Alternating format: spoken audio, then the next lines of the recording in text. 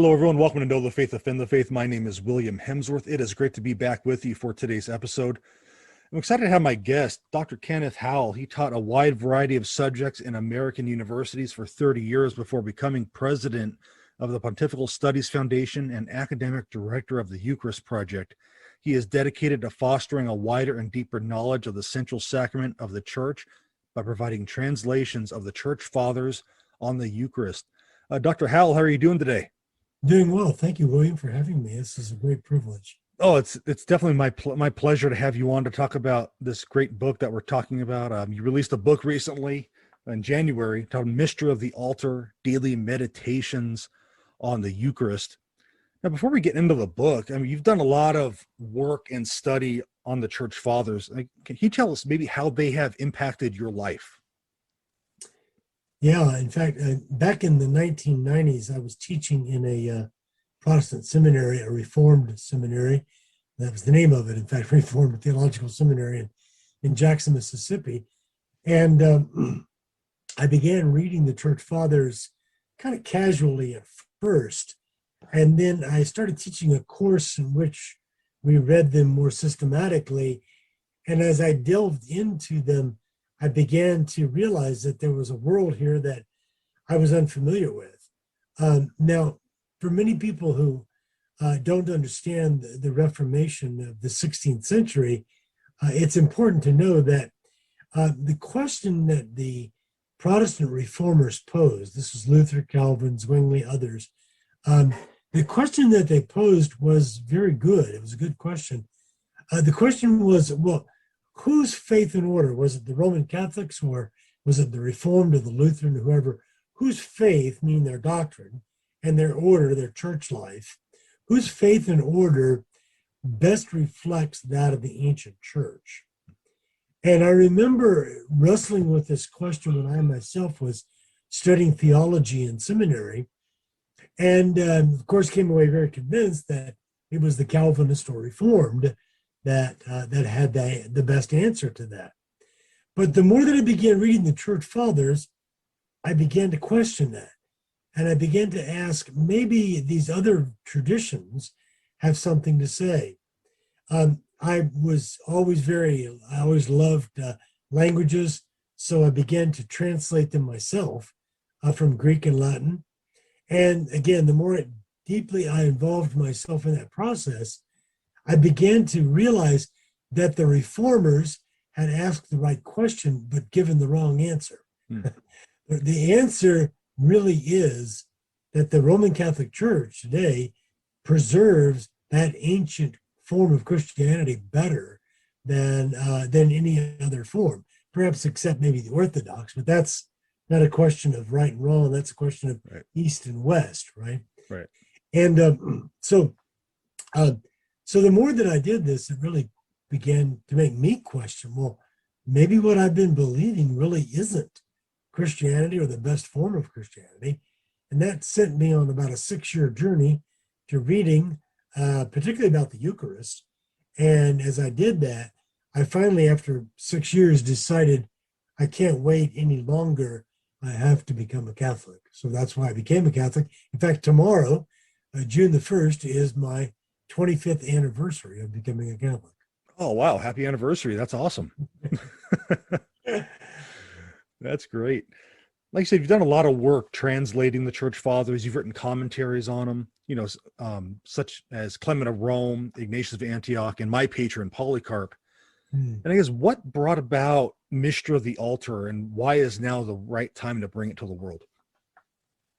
Well, the Mystery of the Altar book that we just came out with, my friend Joseph Cromwood and I, it was kind of funny how this came about. I had been translating many of these passages that you'll see in the back that I translated from the Church Fathers, and I was doing that for about 10 years or more, and wasn't quite sure where this was all going to go. And then I met Joseph when we were teaching together at the same institution, and it turns out that he was working on something very similar. In fact, exactly the same thing, except he was working on modern authors, and I was working on ancient authors. So we decided that we would collaborate and bring this and work on the medieval authors. And and offer a book that would be historically oriented in the sense that their readings here, since there are 365 of them, one for every day of the year, these readings cover the 20 centuries of the church from the 2nd to the 21st. So these are saints or theologians or mystics that some of them recognized as saints, some of them not necessarily, but they've all contributed to a growing sense of love for Jesus Christ in the Eucharist. And that's the thing we've tried to highlight here, is that these saints show us, as any good Christian should, what it means to love Jesus Christ. And to love Jesus Christ means to love the Eucharist, because the Eucharist is Jesus Christ under the appearances of bread and wine. So we're bringing this out at this time because I think in God's providence, this is the need of the hour. It is to bring people back to Jesus Christ. I think that most of us, especially people that are, my age or close to my age, realize the way in which Christianity has been assaulted within our culture, or if not assaulted, at least ignored completely by many people.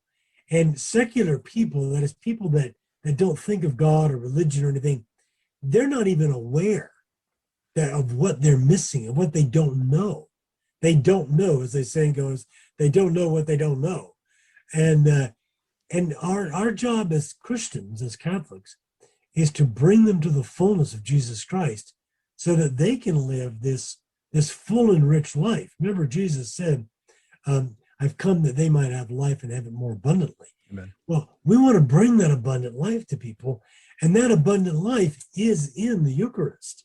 And that's what these readings are designed to complement, to show people the beauty of Jesus in the Holy Eucharist.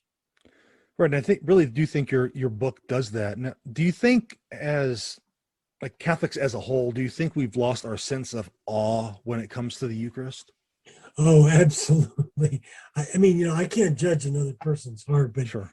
Just from the way that oftentimes masses, or before mass and after mass, is conducted within a particular parish, you just get a sense that people are taking this much too casually, as if it's an everyday affair.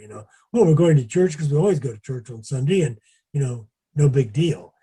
But I like to go back to something. I'm just about ready to finish a second book on the Eucharist. Okay. This one is a larger book, a more academic book, but it's on St. John Chrysostom. Now, this is just an example. St. John Chrysostom calls the altar, or the table, as they like to say in the East, the table of Christ, the altar, he calls this awe-inspiring. But the Greek word that he uses is the word friktos or frikodes. And this is a word that can mean fearful. It can mean, to inspire dread, right? When used in a negative context. But used in a positive context, it means that it must do what you just said, namely inspire this awe in us, that what we're about to do is to receive the King of heaven and earth into our very souls.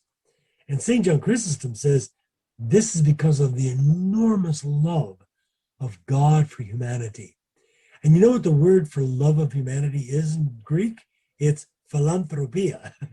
It's the word everybody recognizes, right? Philanthropy, right. But not like a Bill Gates philanthropy, or a Warren Buffett. It's a true love for the human race. And this is what God has. And he gives us the Eucharist as something to inspire us, to make us have this sense of awe that we are in the presence of God. So yeah, we need to work more toward that friktos, that awe-inspiration that we need when we come to the Eucharist. Great. How can your book is broken up into daily meditations, of course, but how can someone use your book to help gain that the friktos back? Yeah, that's a great question. Well, I think, obviously And any day of the year, a person could jump in and could start reading every day. Now, I do think, however, that a person can't read 1 or 2 days and really begin to profit. This is like being fed in your stomach. If let's say you were going to change your diet and you were trying to get rid of something bad in your system and put something good in there. Well, it takes time, right? It doesn't happen just overnight by eating one meal in one day. It takes time to filter the bad out and to get the good in. Well, in the same way, in our souls, meditating upon the Eucharist requires that we stay with this for a good while. The other thing is that in the back of the book, there are two appendices. There's the end notes, and that shows where we got the quotations from that we took from these great saints. But before that, there's an author and source index. And this is the readings, but now arranged according to the author. And so if a person, for example, wanted to follow up on one of the authors that we quote from more than maybe another, like St. Augustine, well, we must have, almost 10 quotations from St. Augustine. And we have, another 10 from St. John Chrysostom, because of all the church fathers, they wrote more about the Eucharist than any other. So it's natural that we would take more from them. Some great saints we have a few from, like Ambrose of Milan, St. Ambrose. He was St. Augustine's mentor and the man who baptized him. Some we have just one reading, but the person could use that index or that author index to study maybe a particular author or a particular period of time, like maybe the 13th century. What I'm hoping is that through that way, through that means, people will get a realization that what they believe as Catholic Christians is not something dreamed up recently, not something dreamed up by ourselves. It's not our theology. This is the faith of the church from its very beginning.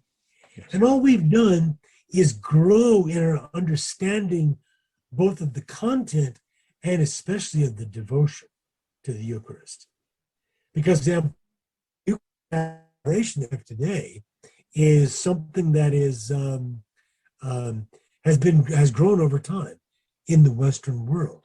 And in the Eastern Greek-speaking part of the church, it's grown in a different way, but nevertheless, it's very clear that the liturgy of the church, the Mass, the liturgy, is the very center of a Catholic's life, and that because the Eucharist is the center. And the Eucharist is the center because Jesus Christ is the center of life. I remember thinking when I was a non-Catholic that Jesus Christ was obscured by Catholics. You got Mary and all these saints, and you got all these statues and everything, and all of this kind of obscures the central person of Jesus Christ. But once you step inside the church, you begin to realize the reason they have that crucifix up there is to focus our attention on Jesus Christ. That's what the faith is really all about. Right. Yeah, Jesus is right at the center of everything. Yeah, absolutely.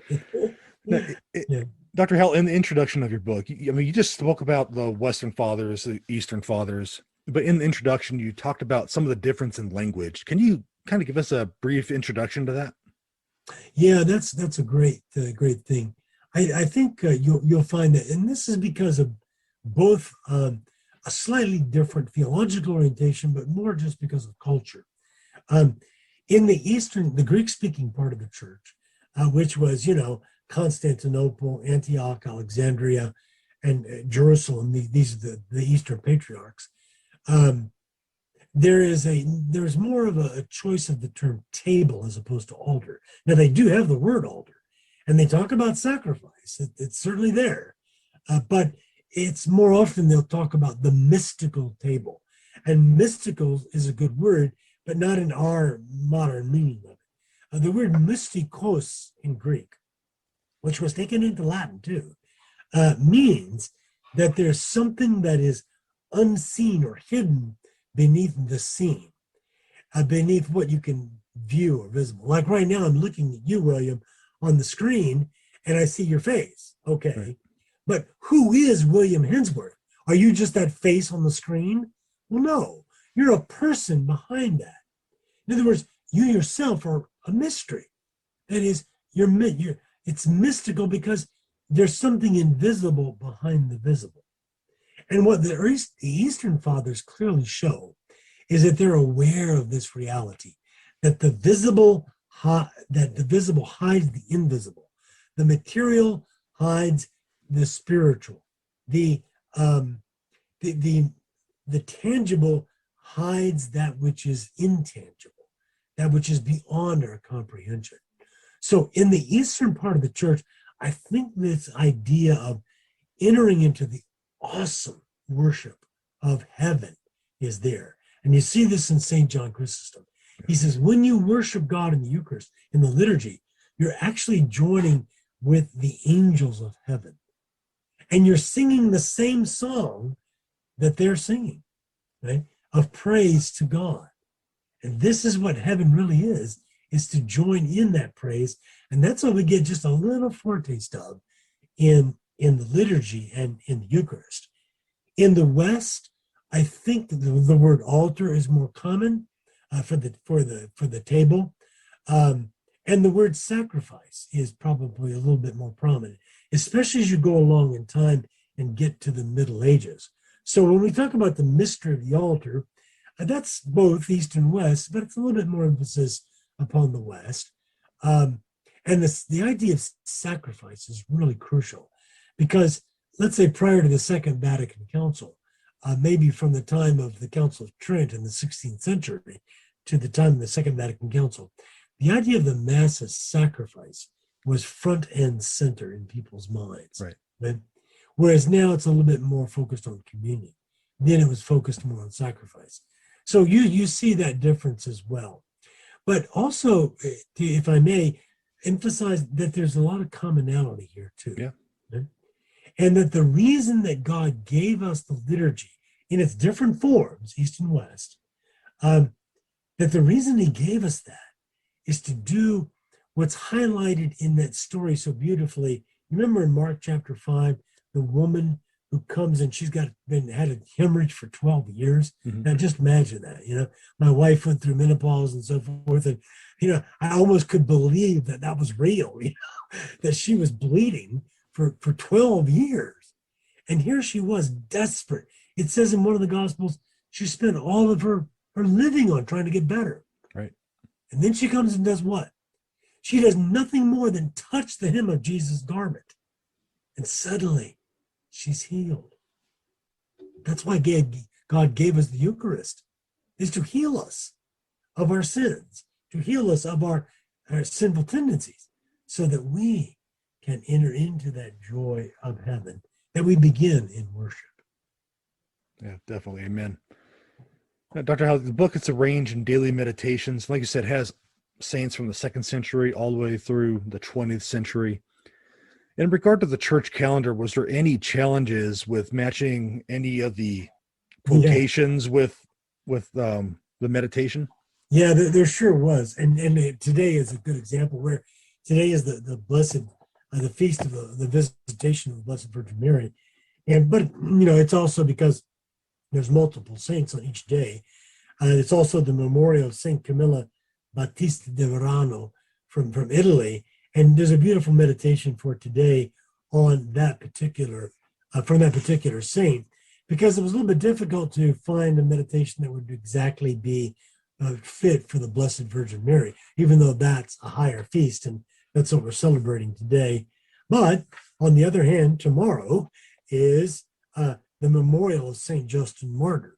And St. Justin Martyr was that great mid-2nd century saint whose story we know about from the dialogue of Trypho the Jew.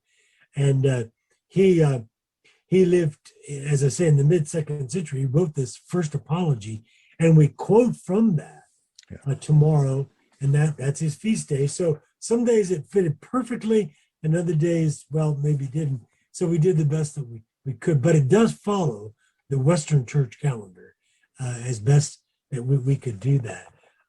So that, and one of the reasons we did that is not only because we want people to live with the church, but I'm hoping, William, that we can put this in the hands of every English-speaking priest in the world, so that when they when they read their daily office, and they read the office of readings, the biblical and the non-biblical, Right. which sometimes comes from a church father, right? That they can also pick this up and complement what they're reading so that it will nourish their own faith. I am convinced that the more that we can see the faith of our priests nourished deeply on the Eucharist, the more effective they will become as priests. Now, just to remind ourselves, the reality of the Eucharist doesn't depend upon the holiness of the priest. Yes, right. That's what the church learned in the Donatist controversy, right? But that doesn't mean that the priest is irrelevant. No, in fact, his own pursuit of holiness can be a great, you might say, human spur, a stimulant to bring people into a deeper faith. So part of my hope, our hope, is that this will nourish the faith of priests so that they can become a truly better instruments of God in bringing people to the faith. Well, it's like the ripple effect. The stronger their faith is, it goes to the parishioners, and the parishioners take it to the world, and it's a whole ripple effect that goes all across. That's true. So, what feedback have you received on the book so far? Well, we've been very pleased with what we've had. It's still, in the very early stages of reading it or of sending it out and getting people to see it. But the feedback we've gotten so far is that people are loving it. My own pastor uses it in the morning as he sits before the Blessed Sacrament in his own prayer, as well as others there. What I'm hoping too, William, is we're looking for financial ways to actually send this gratis to every local ordinary in the country. And my hope is that when they see it and they use it, they can then maybe recommend that to their priests, and sort of, as you say, ripple effect. It'll filter down to other people. Whether it's successful for our sake, I don't care. Whether it's successful for the sake of the kingdom of God, whether it's going to build people's faith, that's what we really want this to happen. And there's so much more to learn too. I mean, we could have done a second book like this with completely different quotations, because there's so much to be done. But what we have done, we hope, will be a great spur or boon to people's faith. Now, Dr. Howell, with the time that we have left, can you tell us a little bit about the Eucharist Project?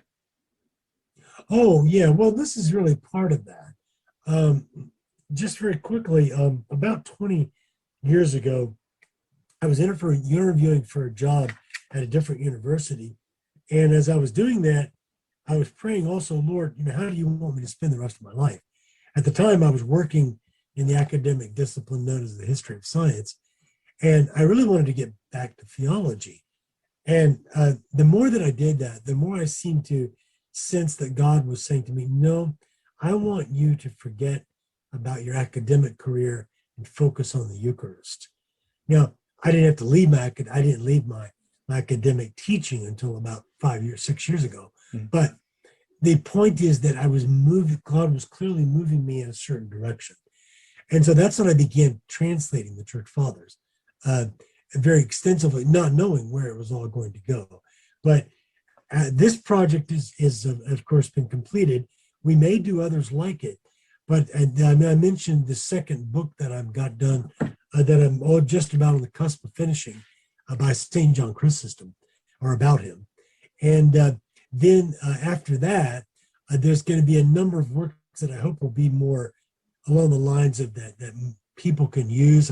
I've already got a title for one of them. I'm calling it Deceptively Simple.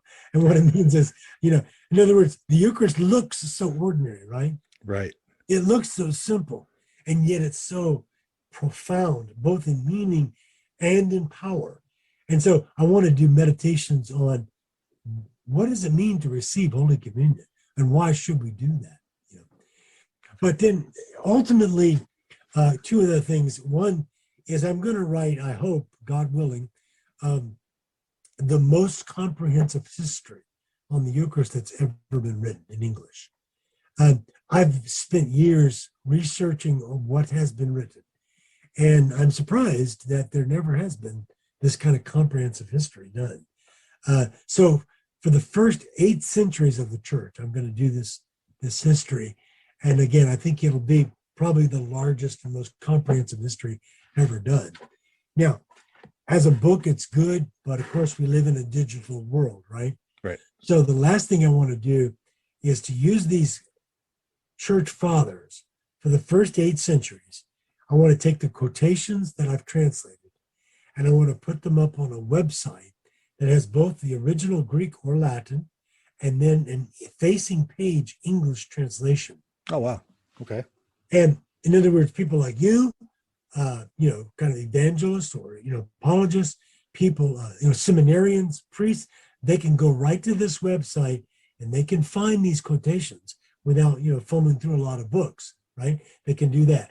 And then again, God willing, and the creek don't rise, I can get my friends in France, in Germany, in Italy, in Spain to do those translations of the Greek and Latin into their native languages. So it'll be in multiple languages. And so people can go to this website. If they can't read Greek or Latin, they can look at the English. But if they can, and hopefully, I hope that happens more and more, that people will return to this understanding of Latin. They can go to the Latin fathers like Augustine, Ambrose, and others, and they can go to the Greek fathers, and they can get these things. And I hope this will be a resource, until the Lord returns in glory. So that's our goal. That's great. Great goal. Look forward to that, how that develops for you. That sounds great. I would love to see that. So where can our listeners grab the book and maybe learn more about you and what you're doing? Well, of course, it's on Amazon, but I think Jeff Bezos of Amazon is probably too rich anyway. So let's use. I encourage people to go to Emmaus Road. Let's see. I think it's Emmaus Road Press. No, it's emmausroad.org. That's capital EMMAUS, capital ROAD.org. That's the publisher.